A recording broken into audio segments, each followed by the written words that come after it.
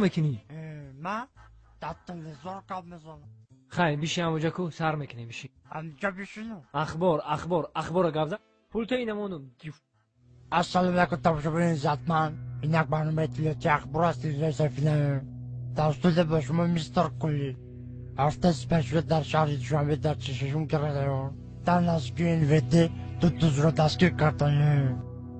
صدراعظم نجمی و بهرام غفوری ساعت 12 شب بین تظاهراتگری از خانه بیرون شده و خانه عبیدالله سعدالله حمله کردند.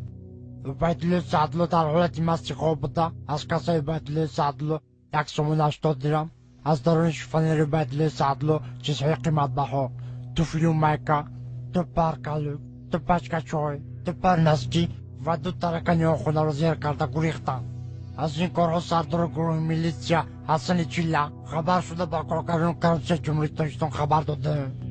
کارگردان کربسه جمهوری تاجیکستان دولتمند خال کرکیبک برده قاسم از این کارها خبر شده.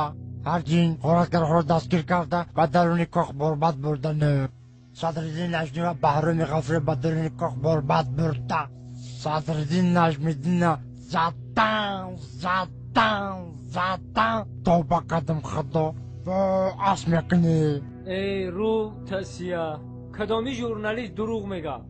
تو در تلویزیون گپ زده استی تو رو تمام جهان تماشا میکنه. تو دروغ میگی؟ تو رو خلق میدونه چیکار میکنه؟ سنگ شپت میکنه. نخواد ژورنالیست دروغ بگه. چه نرو بزنی؟ تو فالبینی دروغ گفته استی.